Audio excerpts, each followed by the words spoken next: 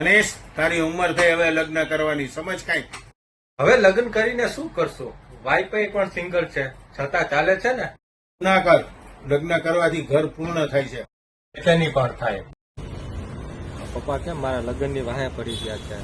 મારે હજી બાઇકના હપ્તા ભરવા, ગાડીના હપ્તા ભરવા, તોય મારી લગ્નની વાહે પડી ગયા. મારે હજી આગળ વધવું છે અને ધંધો કરવો છે. હજી બાઇકની લોન, આઈડિયા.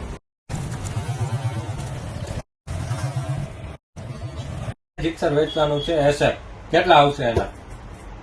1 લાખ આવશે.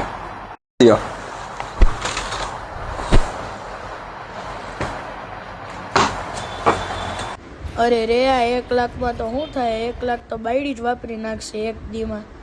દુકાન થોડી 1 લાખમાં આવશે. નોકરી કરી લીધી, હવે રૂપિયા ભેગા થઈ ગયા, હવે એક આપણે નાનકડી દુકાન કરી નાખીએ. બસ પછી એને વિચાર્યું કે હવે દુકાન લેવી જ છે, અને તેને તેનું સપનું આખિર પૂરું કર્યું અને તેને એની દુકાન ખોલી મનીષ નમકીનના નામથી. અને પછી એ ધંધો કરીને કમાતો રહ્યો અને કમાઈને પછી અરે આવો આવો. આજે શું પાછું બાઇક વેચવાનું છે તમારે? હવે હું ગાડી વેચવા નહીં, ગાડી નવી લેવા આવ્યો છું. બહાર ચાલો, ગાડી બતાવી દે તો તમને. મારે જવું નથી, મેં સિલેક્ટ કરેલી જ છે. કિયા સેલ્ટોસ જ આપણે ટોપ મોડેલ લેવાનું છે. ઓકે, તો કાલે તમને ડિલિવરી મળી જશે. મારે આજે જ ડિલિવરી જોઈશે, એવું તમે ગોઠવો.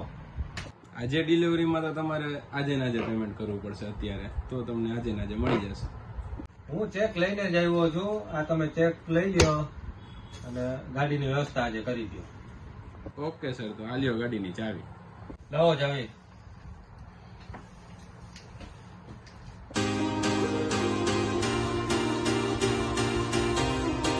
હાલો, નવી ગાડી. આ કોની ગાડી છે? હા, આપણી લીધી ને નવી. ક્યારે લીધી? બસ જો આજે જ લીધી. લે. હા.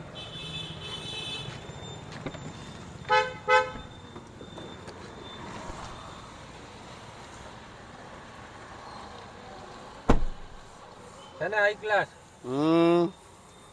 હવે જરાક બહાર હાલતો.